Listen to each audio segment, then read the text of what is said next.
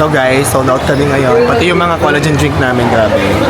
So, eto na nga mga Hobby Bees. Today, pupuntahan namin yung aming bazaar para bisitahin. Kasi kahapon, balita ko, sold out daw ang aming embutido. As in yung buong freezer, punong-puno yun yung dinala namin as in zero. As in naubos talaga, kinulang pa.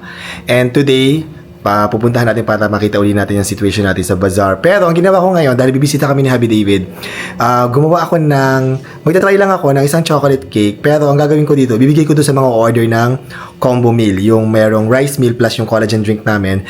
And bibigyan ko sila ng, hindi naman malaking chocolate cake. Syempre parang tikim-tikim lang, di ba? Yung mga bite size na chocolate cake na ginawa ko. Ito guys.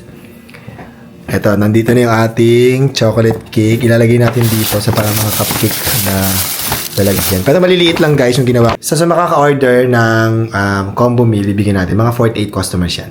Eh, nandito na kami sa Ayala Feliz Mall. Grabe, ang daming tao. It's our second day. Second day, grabe. Ang ating rep, ayan. Guys, Ubus na. ubus na yung freezer. Hindi na namin naabutan. Ang And, bilis na ubus sa embutido. Pero meron pa kami last day. Which is today. bukas pa. So, January 31. That's last day. Pero paunahan na lang kasi All na yung ating ubus. stock. Yes, sobra. And bumisita sa aming booth. Ito, ang mga kapopi. Hi mga Happy Bees. Ayan. Punta na kayo dito. Last day tomorrow. Ayan, maraming salamat sa pagpunta dito mga kapopi. Ayan. Nakaabot ba kayo na yung dito? Yes, sa maliliit na lang naubos na yung jumbo sayang. Naubusan ng jumbo pero maraming salamat sa pagpunta dito guys. Ayan. Guys, ang mga kapopi nandito. Bye-bye.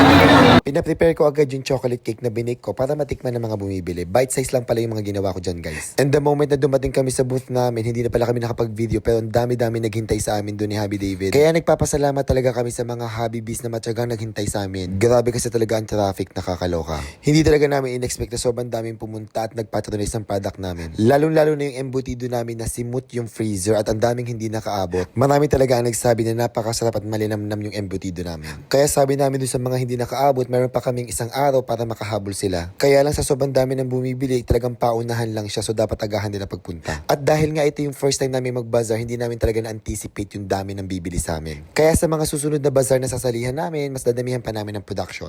At mukhang hindi lang isang freezer ang dadalhin namin next time, mukhang 2 freezer na ang kailangan namin dalhin. Pero nakakatuwa rin talaga na ma-meet namin yung mga Hobby Bees dito. Maraming salamat sa mga nagpa-picture sa amin at saka dun sa mga nakakwentuhan namin. Nakakataba ng puso yung mga kinukwento sa amin ng mga Hobby Bees kung paano sila nai-inspire sa mga videos namin. Yung iba naman tuwan-tuwa sa mga niluluto ko. Sa mga naghahanap kay Lindy tsaka kay Ate Rose, unfortunately may pasok kasi si Lindy tapos si Ate Rose may kailangan gawin sa bahay, pero sa last day namin kasama namin silang dalawa.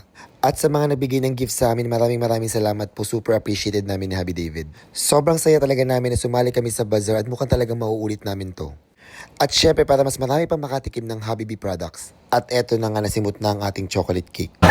So guys, sold out kami ngayon. Pati yung mga collagen drink namin, grabe. Ubus. Maraming salamat sa mga Hobby Bees na pumunta dito. Yung guys, ubus na rin pati yung mga drinks namin. Ubus lahat. Pati yung stocks ng aming boxes ubus. So bukas ulit.